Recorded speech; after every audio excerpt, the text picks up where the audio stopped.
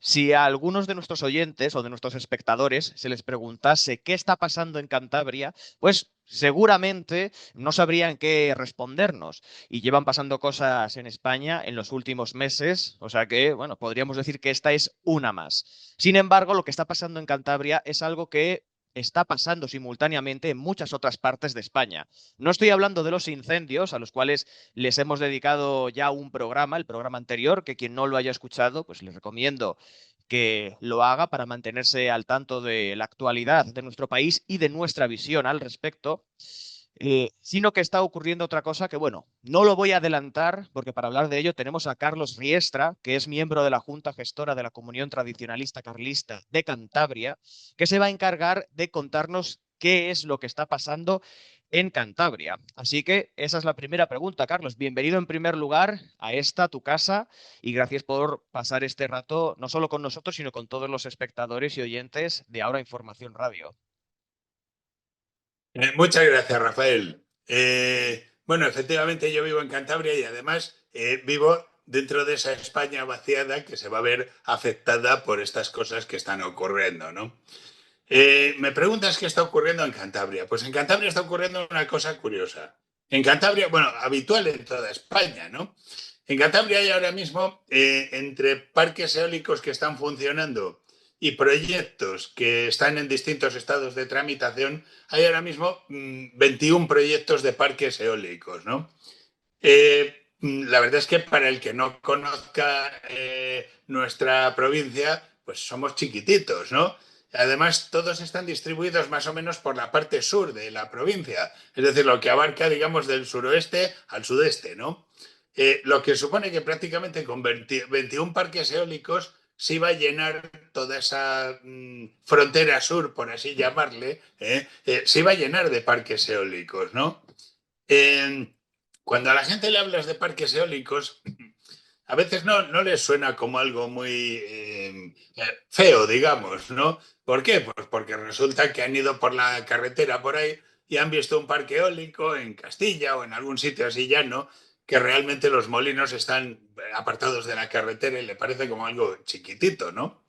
La verdad es que los molinos no son nada chiquitito, ¿eh? Los parques eólicos que hay proyectados en Cantabria, salvo uno, que se construyó en Soba, que es más chiquitito, los molinos tienen una altura desde la base del molino hasta la punta de la pala, cuando está en sentido vertical, que oscila entre 150 metros y 200 metros, ¿no? Los proyectos que hay aquí, en otros sitios igual hay distintos tamaños, ¿no?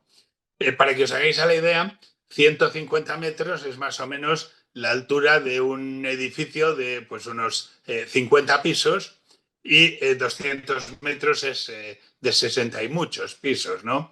Eh, en España, salvo en Madrid, que en Madrid seguramente cuando lleguéis alguno a la estación de Chamartín veis ahí las cuatro torres esas que hicieron grandes, que esas cuatro torres tienen más de 200 metros. El resto no hay ningún edificio en España tan alto como para alcanzar pues, los 200 metros que va a tener algunas de las torres que van a poner aquí. De hecho, el quinto edificio que hicieron en Madrid, Torre Caleido, es más pequeñito, ¿no?, que esto. Es decir, que imaginaros la altura de la que estamos hablando. Entonces, esto supone que estos parques eólicos realmente se ven desde muy lejos, ¿eh? Cuando nos parecen cercanos en la carretera no están tan cercanos, se ven de muy lejos, ¿no? De hecho, pues está estudiado que se ven a una distancia lineal de unos 15 kilómetros y en descampado algo más, entre 20 y 25 más o menos, ¿no? ¿Qué ocurre con esto? Pues imaginaros, resulta que en Cantabria la ganadería y la agricultura se la han cargado ya hace mucho tiempo, ¿no? Ganaderos y agricultores dependen pues de una política agraria común que da unos fondos porque si no, esto no da para nada. Se han cargado la agricultura y la ganadería, ¿no? ¿De qué vive la gente en los pueblos? Si quitas la agricultura y la ganadería o la tienes que subvencionar, solo les quedan como salidas no subvencionadas, pues en cierto modo el tema de la explotación forestal y el turismo rural, ¿eh? Pues bueno, resulta que si yo pongo un parque eólico, me estoy cargando el turismo rural, porque la gente, por lo menos aquí, El que va a la playa le importa menos el paisaje, pero el que viene al monte lo que viene es a ver verde y a ver montaña, no a ver molinos, ¿no? Con lo cual, pues con esto, ya digo, se van a cargar o se están cargando el turismo rural, que es uno de los pocos medios que van quedando para vivir en los pueblos, ¿no? Alguno pensará, bueno, sí, se cargan el turismo rural, pero genera empleo. Algo generará un parque eólico, ¿no? Habían calculado, estuve leyendo yo un cálculo que decía que en Cantabria iba a generar, independientemente de lo que sea la construcción, porque la construcción es algo momentáneo, luego puestos de trabajo fijos que iba a generar 8, ¿no? Yo creo que era un cálculo un poco pesimista, ciertamente, ¿no? Porque un parque eólico viene a generar unos 15 puestos de trabajo fijos, luego entre mantenimiento, seguridad y demás, viene a generar unos 15. También es cierto que estoy seguro que entre un parque eólico y otros, estos trabajos se repiten, es decir, que el de mantenimiento de un parque está en otro también, con lo cual, pues bueno, realmente no genera mucho empleo. Y el que destruye un parque eólico colocado aquí en mi pueblo simplemente, igual generaba esos 15 puestos de trabajo, pero destruía muchos más, ¿no? Ya digo, por el tema del turismo rural, ¿no? Es decir, que el problema que tenemos es este, ¿no? Que están poniendo unos parques eólicos que realmente va a acabar con una parte de lo poco que queda de vida en los pueblos y que no va a generar a cambio empleo de ningún tipo, ¿no? Eh, Bueno, Bueno, ante esto todo, yo con respecto. Sí, no, no, no, dime, dime. al contrario, de esto se trataba, de este análisis de la situación que estáis viviendo los cántabros.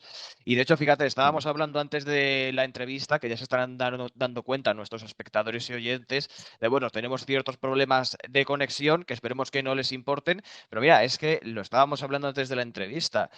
Para poner un parque eólico sí que se acuerdan de la España vaciada, de la llamada España vaciada, pero para asegurar, por ejemplo, algo tan elemental en el día de hoy, porque depende cosas como estas, o depende el trabajo, el sustento de muchas personas, de tener una buena conexión a Internet, de eso ya se preocupan menos nuestros representantes políticos, de los cuales ahora, por cierto, vamos a hablar, o bueno, vas a hablar, mejor dicho, como protagonista que eres de esta entrevista, porque de estos representantes hemos hablado en programas anteriores, de cómo actúan sin guardar el debido respeto a la voluntad de sus supuestos representados, que por cierto es algo a lo que también hacíais mención la Junta Gestora de Cantabria en una nota de prensa que publicaron hace unas semanas, que recomendamos a todos nuestros espectadores y oyentes que la lean, porque ahí se ve pues esta queja de la que nos está hablando Carlos Riestra plasmada. Y a raíz de esto, Carlos, ¿piensas tú también, como hemos hablado en programas anteriores, que esto en el fondo es un problema del sistema en el que vivimos, del sistema político? Sí, efectivamente, efectivamente. El sistema político que tenemos da un excesivo poder a los representantes que tenemos e impide exigirles responsabilidades a todos los niveles.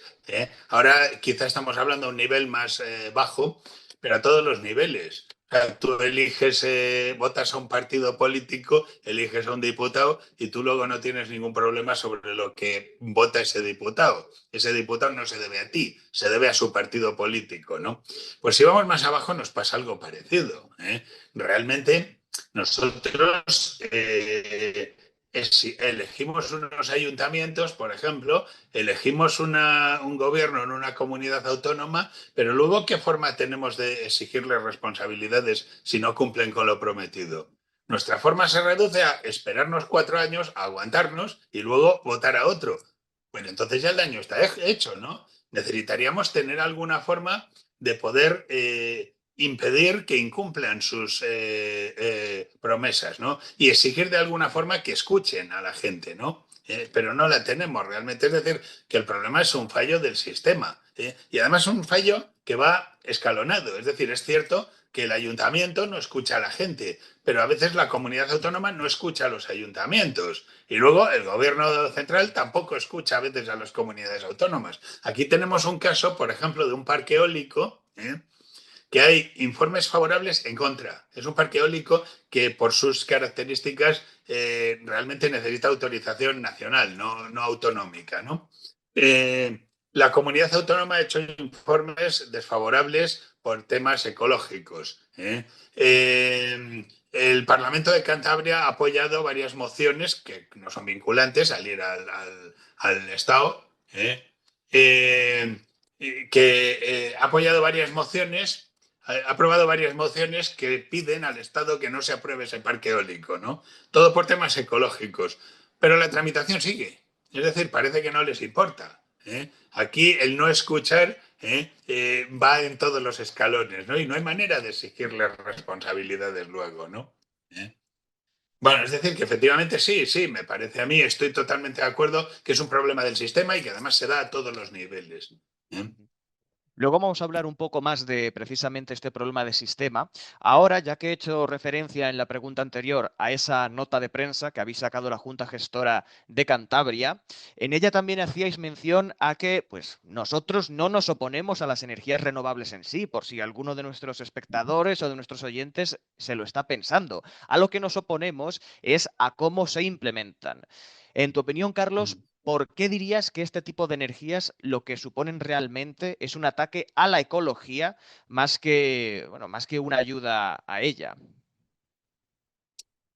Pues mira, supone un ataque a la ecología por varias cosas. Una de ellas ya la he mencionado, en cierto modo, que es que destruye paisajes, ¿no? Lógicamente. Pero también destruye modos de vida que son los modos de vida tradicionales, ¿no?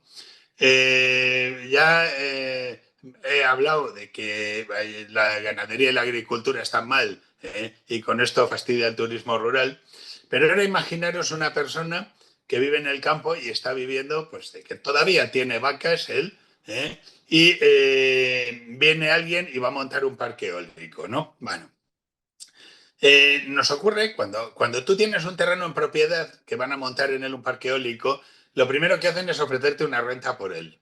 ¿Eh? Hay gente que acepta y le pagan una renta y hay gente que no acepta. Cuando no acepta, si finalmente se lleva adelante el parque eólico, recurren a la expropiación, ¿no? Pero bueno, suponiendo que todo vaya por el lado bueno, digamos, yo acepto una renta. Las rentas no están mal, hay que reconocer honradamente que no pagan mal. ¿Qué ocurriría conmigo? Pues que yo, en primer lugar, pues yo cojo, si tengo una renta y ya no necesito vivir de mis vacas, las quito. ¿Eh? Voy a vivir más cómodamente, no tengo que pedir ayudas y voy a tener una buena fuente de ingresos por ahí. Bien. Yo voy a quitar mi ganado y voy a quitar mi ganado no solo de allí, sino de varios sitios, con lo cual al final el monte va a acabar abandonado y luego vienen los fuegos que están viniendo aquí. Pero luego, vamos a ver, bueno, aparte ya de que yo vendo mi terreno y el siguiente al que no le han comprado el terreno también sigue fastidiado por los aerogeneradores, pero aquí por lo menos a mí me han pagado una renta, pero ya se produce un abandono por mi parte de la vida rural, ¿no? Si soy el dueño, ¿no? Y con respecto a las tierras comunales, igual hay gente que no sabe lo que son las tierras comunales. Las tierras comunales son tierras que son propiedad de la junta vecinal o del ayuntamiento y que se entregan a la gente que se dedica a la agricultura y a la ganadería y se les cobra una renta muy baja, ¿no? Surgieron en su época, pues porque como la gente pues no tenía mucho dinero para ayudar a los ganaderos, que el ayuntamiento, la junta vecinal, se hacía con la propiedad de ese terreno y ya digo, se lo alquilaba muy barato, ¿no? Unos precios realmente ridículos, ¿no? ¿Qué ocurre ahora cuando el terreno en el que van a poner el parque eólico, que está ocurriendo en la mayoría de los que se está programando, es un terreno vecinal? Pues que la renta se la paguen a la junta vecinal y al señor que era ganadero y que con una renta muy baja se quedaba con aquello, le dejan sin tierra. O agricultor, le dejan sin tierra. Es decir, que al final, con lo que es de propiedad, está habiendo igual menos problema por las rentas, aunque ya hay un abandono, como digo, pero cuando el terreno que utilizan es comunal, pues están dejando sin tierras, ya digo, a los ganaderos con ello, ¿no? Es decir, en este sentido, abandonamos los modos de vida tradicionales, con lo cual, pues ya en cierto modo, pues estamos haciendo que no sea ecológico esto, ¿no? Pero además tenemos más cosas. Eh, Hay espacios protegidos. Hay una cosa curiosa, que es que yo, por ejemplo, donde vivo, el terreno donde estoy es monte de utilidad pública, ¿no? Es la ladera de un monte, se supone que vierte aguas a un nacimiento, es monte de utilidad pública. Si yo quiero aquí hacer una piscina, no me dejan. Si quiero hacer un camino para entrada asfaltado, un terreno, no me dejan. Incluso hoy en día con la legislación que hay, si quiero ampliar las ventanas de mi casa no me deja, tengo que mantener un estilo. Bueno, pues resulta que llegan unos señores que asfaltan un montón de carreteras bien anchas para meter camiones, para transportar los aerogeneradores y sus palas, y para luego también hacer la propia obra en sí del aerogenerador. Excavan en el suelo para cimentarlo, levantan esas torres de las que he dicho, hacen luego las vías de evacuación, digamos, del parque, es decir, los tendidos de evacuación por los que sale la corriente, que son torres de alta tensión o subterráneos incluso. Y esos pueden, aunque esté el monte protegido. ¿No es curioso? Yo, si abro la ventana, además, le hago el hueco más grande. Estoy en contra del ambiente que pretenden que haya aquí, pero a estos señores se les permite hacer esas obras descomunales, ¿no? Realmente están destrozando el monte en muchos casos, ¿no? Relacionado con esto, de hecho, pues hay varios recursos, pues porque hay parques eólicos que no solo afectan a lo que he hablado yo de la vista antes, sino a los recursos subterráneos. ¿eh? Cantabria es un poco peculiar porque es una zona muy cárstica, ¿no?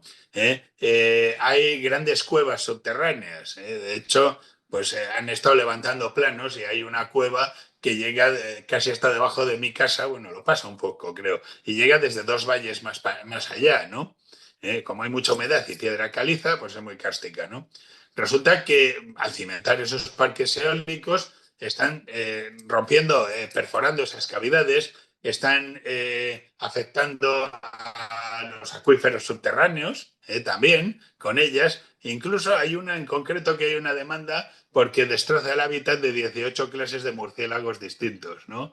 Con lo cual, ahora que hablan tanto de ecología, resulta que esto no se puede. En el puerto del Escudo hay 300 turberas que le llaman, que son una especie de humedales que tienen turba, y que viene muy bien porque absorben anhídrido carbónico, es decir, que al final son buenas para el medio ambiente, favorecen la biodiversidad e incluso, pues ahora que está tan de moda, ayudan a controlar el clima, ¿no? Bueno, pues esas turberas van a poner un parque eólico allí, si Dios no lo remedia, porque parece que otras administraciones no están muy por la labor, ¿no? Eh, Esto realmente, si veis, es totalmente antiecológico, pero además tengo que añadir que hay un patrimonio arqueológico, digo totalmente antiecológico, perdón, hay un patrimonio arqueológico que también se está destrozando. En concreto, ya han destruido cerca del límite con Palencia, cerca de la zona de Aguilar de Campo, han destruido un castro cántabro con un parque eólico, ¿no? Y hay alegaciones porque otros parques eólicos pues afectan a una vía romana o un campamento romano, ¿no? Con lo cual, al final, ya digo, es antiecológico y contrario a nuestro patrimonio en muchos aspectos, ¿no? ¿Eh? Eso, pues eso te digo con respecto al tema del ataque a la ecología. Nos hablan de energías verdes, pero las energías verdes con la ecología no están haciendo mucho tema, ¿no? Hay una cosa que es muy conocida, es el tema de las aves, ¿no? Que la gente dice, bueno, es que las aves atraviesan y les dan las aspas. En teoría, ahora los parques eólicos les obligan a colocar cámaras de 360 grados que en caso de acercarse las aves detienen las palas del aerogenerador, ¿no? Si eso funciona, ahí por lo menos en ese aspecto sí se ha mejorado, ¿no? La eficiencia o la eficacia de los parques eólicos, ¿no? Bueno, Bueno, en el tema del Castro, desde luego, no lo veo igual de eficiente, porque eso casi se puede decir que se ha hecho intencionadamente. Porque, vamos, si se sabe que está ahí en esa misma zona, me parece que ahí no hay excusa posible y no hay excusa creíble, además. No solo posible, sino creíble a eso. Fíjate, es ya, curioso, Carlos. efectivamente. Sí, sí, no, es que, o sea, me parece que no hay excusa posible ni creíble, sinceramente. Y mira, Carlos, es curioso, fíjate que viviendo en una época, volviendo un poco al tema político, en la que se hace tantísimo hincapié en las diferencias regionales, bueno, hasta el punto que se inventan algunas diferencias regionales, algunas tradiciones regionales que solapan la verdadera tradición de nuestras regiones y de nuestros reinos históricos. Y en esa época en la que se hace tanto hincapié en esa diferenciación, luego vemos este tipo de políticas de las que estás hablando, que lo que conllevan es una centralización del poder y una uniformidad forzosa en lo cultural y en lo económico. Bueno, no hay más que ver las Torres de Madrid que has mencionado, qué diferencia hay en eso, hablando del tema cultural, por salirnos, ya que has mencionado lo de los castros, por hacer ese pequeño apunte cultural, qué diferencia hay entre esas construcciones en Madrid con las de la City de Londres o con las de Nueva York. Pues absolutamente ninguna, es totalmente uniforme. Entonces, tú como cántabro, Carlos, ¿piensas que en el fondo se invocan tanto estas diferencias regionales y se llevan a cabo a la vez estas políticas de despojo territorial, como las llamabais en la nota de prensa, por cierto, para Sí. debilitar la unidad y la soberanía españolas? O sea que en el fondo son dos caras de la misma moneda. A ver, eh, sí, hablaba de despojo territorial porque en el fondo están quitándonos el terreno para que se lo queden ciertas empresas que habría que ver quién está detrás. Luego igual comentaremos un poco de eso, ¿eh? Pero eh, es que descubrí que había grandes multinacionales, fondos de inversión y demás que estaban detrás de ello. Pero bueno, volviendo a lo que dices que son las dos caras de la misma moneda, eh, efectivamente sí. ¿Qué necesita un país para ser fuerte? ¿Eh? Dos cosas, aparte de que pueda haber más, pero dos cosas que son fundamentales. ¿Eh? Una, por un lado, para ser fuerte necesita una cierta autosuficiencia en ciertos sectores que son estratégicos, ¿no? El sector energético es uno de ellos. Para ser un país fuerte necesita autosuficiencia energética, ¿no? ¿Qué más necesita para ser fuerte? Pues necesita tener un sector primario pujante, ¿no? Bueno, es decir, que básicamente, si nosotros tenemos eficiencias, somos autosuficientes a la hora de obtener los medios para poder comer, digamos, y para poder mover nuestra industria, tenemos un paso muy grande dado, ¿no? En materia de, pues de ser un país, ya digo, poderoso, ¿no? Bueno, pues hablamos del sector primario pujante y ya hemos dicho antes que desde nuestra agricultura y nuestra ganadería están mal, pero están mal, además están controladas desde fuera por la política agraria común. Es decir, que al final desde fuera dicen, tú no ganas suficiente, yo te voy a dar unas ayudas, las ayudas de la PAC, y a cambio tú tienes que cumplir una serie de normas que te doy. Si te sales de ahí, te quedas sin las ayudas y te arruino, en pocas palabras. Es decir, al final han controlado nuestra agricultura y nuestra ganadería con esos fondos de la PAC, ¿no? Luego, con respecto a las empresas energéticas, que hablaba antes de eso, de ser independiente en el sector energético, ser independientes, yo una de las cosas que descubrí, vamos a decir que tampoco es en todos, pero en muchos parques eólicos, es que yo miraba y decía, bueno, a ver, una empresa determinada. Vale. Esa empresa, ¿quiénes son los máximos accionistas? Pues resulta que el único accionista al 100% de esa empresa es otra. ¿eh? Y a su vez, el 100% de esta empresa pertenece a otra. Empresas en principio radicadas en España. Pero resulta que al final la tercera, por ejemplo, resulta que está al completo de Emiratos Árabes, del gobierno de Emiratos Árabes. Dices, bueno, pues al final resulta que este parque eólico es de Emiratos Árabes, no es nuestro. Descubrí pues que detrás de estas empresas de los parques eólicos, que no es una excepción, detrás de casi todas las energéticas pasa algo parecido. ¿Quién está? Están pues fondos tipo como BlackRock, como Vanguard, como el China Three Gorges Corporation, como otros fondos de Qatar, de Emiratos Árabes y demás. Es decir, realmente grandes multinacionales y grandes fondos de inversión sobre todo, que son los dueños de estas empresas, ¿no? Me hizo gracia porque yo recuerdo que una vez me llegó un texto que estuve leyendo que me decía básicamente que tú que eres más partidario del Banco Santander o del BBVA. Y llegaba a la conclusión al final, el texto de que daba igual porque los dueños de los dos bancos son BlackRock y Vanguard, y el dueño de BlackRock es Vanguard y del de Vanguard BlackRock, ¿no? En el sistema de acciones, ¿no? Bueno, pues por eso dije yo, oye, vamos a ver quién monta esto. Y al final he llegado a la conclusión de que detrás de la mayoría, no de todos, hay alguna excepción. Hay también alguna excepción que no he llegado a lograr saber quién está detrás realmente de todo. porque no encuentro quiénes son los máximos accionistas, pero la mayoría de ellos, pues al final aparecían eso, grandes fondos y grandes multinacionales. Entonces resulta que con todo esto, pues se han quedado con nuestro sector energético y con nuestro sector primario. Si queremos ser fuertes, vamos mal, ¿no? Por otro lado, un país que quiere ser fuerte necesita estar cohesionado. ¿eh? Es muy importante que esté cohesionado. Las diferencias regionales no rompen esta cohesión. El señor de Asturias, de Cataluña, de no sé qué, tenga pues otros usos, otras costumbres que yo, distintas, no rompe esta cohesión. El problema es cuando se saltan esas diferencias regionales, que es lo que está ocurriendo en muchos casos, ¿no? Esas diferencias exaltadas sí rompen esa cohesión, ¿no? Y al final hacen que uno exagere lo suyo y provocan además falta de respeto por otras partes hacia los rasgos regionales del primero. O sea, yo exagero lo mío y tú te molestas, acabas por no respetar lo mío en ningún aspecto y al final sí que estamos rompiendo esa unidad nacional y con ello pues, no somos un país fuerte si tenemos las dos cosas, ¿no? Es decir, que al final son como, creo que has comentado, dos caras de la misma moneda, ¿eh? Dos caras de la misma moneda que pretende debilitarnos.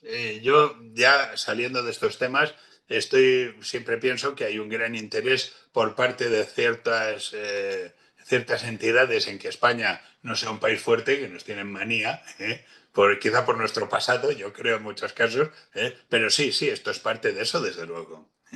Luego vamos a hablar precisamente de BlackRock y demás fondos de inversión, que para quien no lo sepa, a lo que ha hecho referencia nuestro compañero Carlos es a los grandes fondos de inversión mundiales, es decir, a los que toman una serie de decisiones que no son muy populares ni democráticas. Vamos a dejarlo ahí, que luego vamos a entrar más en materia, por si Carlos tienes algo más que contarnos al respecto. Antes de eso, me gustaría hablar, ya que estábamos hablando, pues, de cómo se exacerban, como decías, esas diferencias regionales, que son sanas, que son naturales, hasta convertirlas, pues eso, en un arma de lo que estábamos hablando en la pregunta anterior.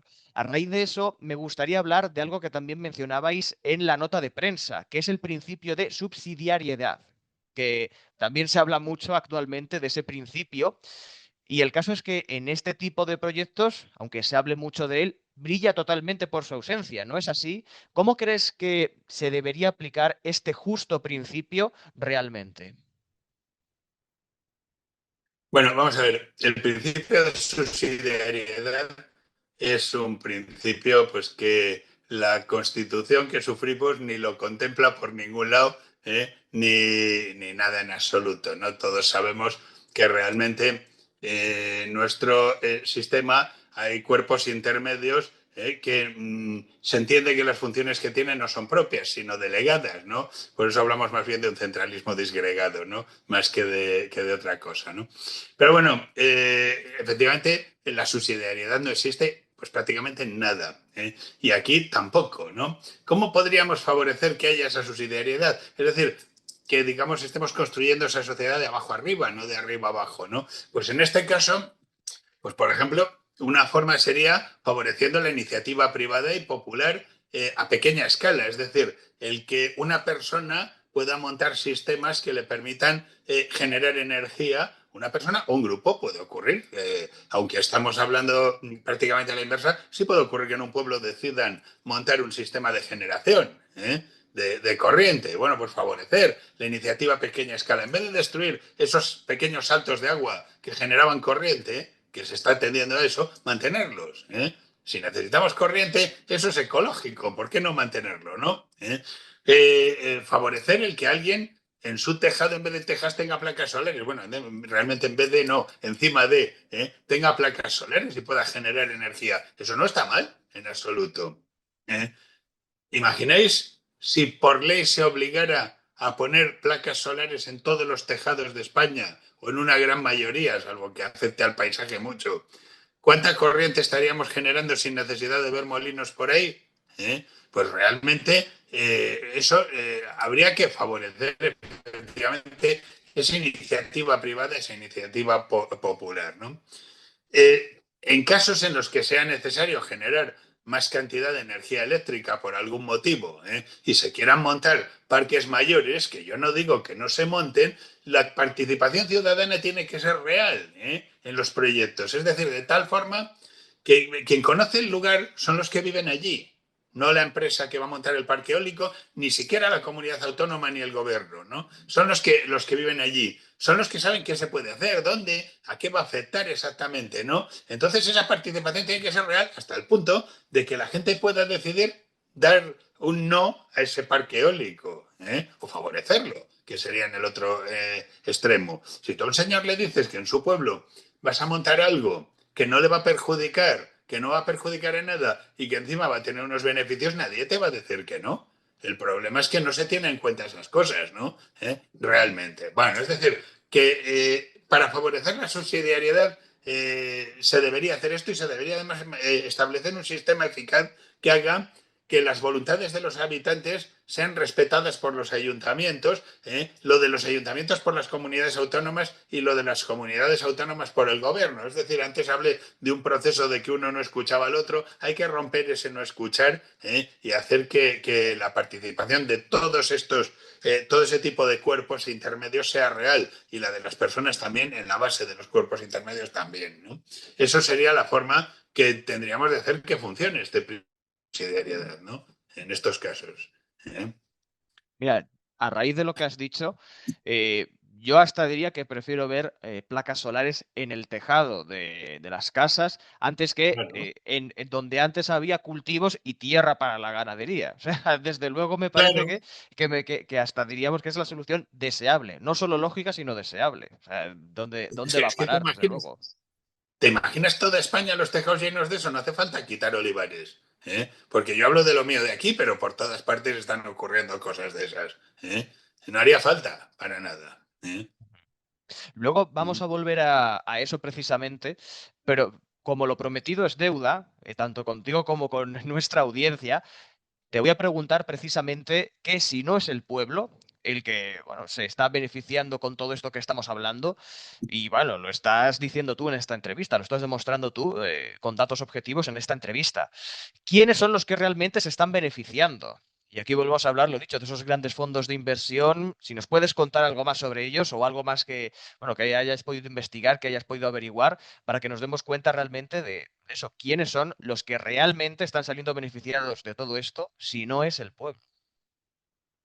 No, no, no es el pueblo y ya digo, son grandes multinacionales y grandes fondos de inversión que a su vez a veces son dueños de las grandes multinacionales, ¿no? Yo, de estos fondos de los que hablo antes, poco te puedo decir más que es que yo voy investigando empresas y de pronto están siempre detrás. ¿eh? Con lo cual, pues, son fondos que a mi modo de ver tienen un poder tremendo, en todos los aspectos sociales y políticos, ¿no? Pero efectivamente yo no te puedo llegar más lejos porque no me he metido ya en concreto a investigar esos propios fondos. He llegado a la conclusión de que detrás de tales empresas están ellos, pero no he llegado más lejos. Entonces sí, los beneficiados son esas grandes multinacionales y esos fondos de inversión que a veces incluso, ya digo, están detrás de las propias multinacionales. Pero si te fijas, nos queda un beneficiado, que son los políticos.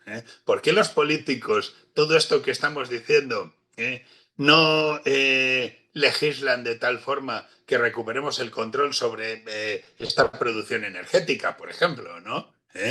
Antiguamente, yo me acuerdo que Iberdrola era española, era Iberduero, se llamaba, era española totalmente.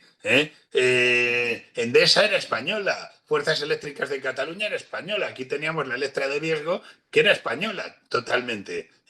¿Por qué no intentan recuperar ese control que tenemos sobre las empresas energéticas? Pues porque por aquello que los de Podemos llamaban las puertas giratorias, que ahora se han debido olvidar que existen, ¿no? Porque nuestros políticos, aparte de que puedan recibir en un momento dado fondos que proceden pues de esos parques que se montan, ¿cuántos de ellos han acabado luego contratados por esas multinacionales a las que han favorecido previamente mientras mandaban? Pues un montón de ellos. Es decir, que al final los beneficiados son esas multinacionales y esos fondos, pero también determinados políticos nuestros. Estoy hablando ya a nivel de ministros y presidente de gobierno, lógicamente, ¿no? Ujú. Es No, decir, que esos son los beneficios realmente. sí, sí, sí. Pues mira, desde luego sí había algo muy importante que señalar de quiénes salían beneficiados en todo esto, sobre todo porque, vamos, estoy seguro de que a nuestra audiencia a todos les suenan los expresidentes del gobierno, como has dicho, los exministros o expresidentes autonómicos que luego han acabado en el consejo de administración de tal o cual empresa energética, que además te quedas diciendo, por esta gente que sabe de energía, si a lo mejor lo máximo que han hecho es enchufar el ventilador de su casa o sea, ¿qué sabe esta gente realmente de la producción energética? Y ahí están, con sueldos verdaderamente, bueno, que ya los quisiéramos muchos, desde luego. Verdaderamente. Y además, o a veces también contratados, pues igual, por un banco, que ves que, si lo analizas, ves que ese banco es dueño de esa empresa energética que han favorecido. Es decir, que al final hay un entramado ahí que acaba favoreciéndoles, directa o Ujú, indirectamente. Ellos favorecieron a una empresa y esa empresa les favorece directamente o indirectamente, ya digo, ¿no? ¿Eh? ujú. Pues mira, Carlos, para cerrar esta entrevista, me gustaría volver a hablar de ese, bueno, hemos hablado del principio de subsidiariedad y quería volver para cerrar la entrevista a algo relacionado con eso. Es una pregunta que sé que a parte de nuestra audiencia le puede parecer bastante obvia, pero a mí me gustaría cerrar la entrevista contigo, con una explicación tuya sobre cuáles son las ventajas de que este tipo de proyectos se realicen, como has mencionado, en pequeña escala, es decir, de una manera más local, en lugar de, bueno, en algo tan lejano como son los despachos burocráticos, los despachos de las empresas, las moquetas, en definitiva, lo que es los suelos enmoquetados, para que nos entendamos, y bueno, y cómo esto sería una forma real de aplicar la verdadera justicia social y la verdadera sostenibilidad, que actualmente brilla por su ausencia también. Vale, vale. Las ventajas, pues las ventajas son muchas, ¿eh? Pero yo creo que al fondo, a lo largo de toda la entrevista, en el fondo hemos ido ya mencionando casi todas las ventajas, ¿eh? Ventajas al hacerlo de una forma, digamos, de pequeña escala, como hemos dicho, respetaríamos el medio, ¿eh? En todos los aspectos. Respetaríamos el patrimonio, incluido ese patrimonio cultural, que hemos dicho que se estaba destruyendo. Respetaríamos los usos y costumbres del lugar, ¿eh? Es decir, al final, el señor que va a montar algo en su pueblo, si esta tierra se utiliza para no sé qué, se va a aquella que es en la que no se está haciendo nada. Respetaremos, ya digo, los usos y costumbres. Beneficiaríamos directamente a las personas del entorno, que se beneficiarían pues del generar ellos su propia energía y consumirla, o volcarla a la red y tener beneficios económicos de ese sistema que han montado, ¿no? Y luego incluso pues reduciría plazos también, el no ir a despachos lejanos. Si yo voy a montar algo que va a funcionar en mi pueblo y yo necesito una autorización municipal, no tengo menos, va a tardar menos en llegarme esa autorización que si yo voy a montar algo a grandes dimensiones que necesito una autorización nacional. Es decir, que al final tiene varias ventajas, ¿no? Esas son así en resumen, las ventajas que yo veo de eso de producir a pequeña escala. Pero me dices, para cerrar la entrevista, yo, si me permites una libertad, quiero Por cerrarla supuesto. con un dato. Todos los parques eólicos que están previstos en Cantabria, 21 parques, ya digo, ocupando toda nuestra frontera sur, prácticamente, bueno, frontera, que me perdone el resto de Castilla, porque es frontera teórica, ¿no? Bueno, no es real. Todos estos van a producir anualmente 1.509.281,20 megavatios hora, estimado. Bien. La central nuclear de Garoña, cerrada en 2013, se consideraba antigua y producía 3.600.000 megavatios hora al año. Es decir, solo la central nuclear de Garoña producía aproximadamente 2 veces y media lo que van a producir todos los parques eólicos de Cantabria. ¿eh? Entonces, igual una central nuclear también es fea, pero se ve de menos sitios, ¿no? Es decir, afecta a menos terreno y afecta negativamente a menos lugares, ¿no? Con lo cual, igual había que replantearse la política energética en muchos aspectos más, ¿no? ¿Eh? Pues mira, fíjate, para, para despedir precisamente este programa de Ahora Información Radio, te iba a decir que la lista que nos habías dado de los beneficios me parecía muy esclarecedora y muy clara para cerrar la entrevista, pero desde luego has dado en el clavo, me parece, con este dato, porque fíjate, en este programa también hemos hablado de las tierras raras. Hace, vamos, justamente en el programa anterior. Y precisamente, aunque no lo mencionamos en el programa porque no venía a caso, uno de los minerales que existe en España y que sin embargo está prohibida su explotación es el uranio, precisamente por el tema Bien. de la energía nuclear, porque en los yacimientos que se ha aprobado su explotación, sin embargo, los de uranio han quedado expresamente excluidos de ese plan al que mencionábamos en el programa anterior. Y miremos, sin embargo, cuánto de beneficio podríamos haber sacado si no fuera esa la situación. Y bueno, y para el que no conozca un poco cómo funciona una central nuclear, que sepan que esas torres de refrigeración, ese humo que echan tan aparente, es vapor de agua. ¿Eh? Cierto. Quiere decir que hay un sistema un combustible nuclear, que hace funcionar agua, circular agua por un circuito y mueve unas turbinas, pero digamos que es un circuito cerrado. Ese agua que se toma de fuera lo que hace es refrigerar aquello y salir vapor como consecuencia de esa refrigeración. Es decir, que no es tan peligroso como nos han vendido en ciertos momentos algunos grupos por ahí, ¿no? ¿Eh? Bueno, pues como cosa curiosa de todo esto, ¿no? Sí, ¿Eh? no, yo diría incluso que es más peligroso estos mal llamados parques, porque parques tienen poco. Estos parques eólicos me parece que tienen más de peligroso precisamente que una central nuclear, que además, como decías, ocupa menos espacio, o sea que ya el daño medioambiental que hacen será menor, solamente por eso. Sí, sí, Pues sí, Carlos sí. Riestra, miembro de la Junta Gestora de la Comunión Tradicionalista Carlista de Cantabria, un placer pasar este rato contigo, que estoy seguro que para nuestra audiencia también lo ha sido. Y oye, sabes que esta es tu casa y si sigues investigando sobre los grandes fondos de inversión, si hay novedades en Cantabria, pues yo siempre estaré encantado de pasar un rato contigo y que nos esclarezcas a todos. Pues qué es lo que está pasando en Cantabria, que en el fondo, como dije al principio de esta entrevista, es lo que está pasando en buena parte de España. No hay mucha diferencia. Esto es solo un ejemplo con el cual muchos españoles de otras partes se pueden sentir fácilmente identificados. Pues muchas gracias, Carlos, y espero que nos sigamos viendo en estas ondas tradicionales. Muchas gracias a ti, Rafael, por esta oportunidad de hablar públicamente y viva Cristo Rey. ¿Eh? Y viva Cristo Rey. Exactamente. Y a todos ustedes, gracias una vez más por escuchar Ahora Información Radio. Nos vemos en el próximo programa. Los artículos comentados se encuentran en la página web de Ahora Información. Al amparo del derecho a la libertad de expresión, este programa no se hace responsable de las opiniones vertidas en el curso del mismo.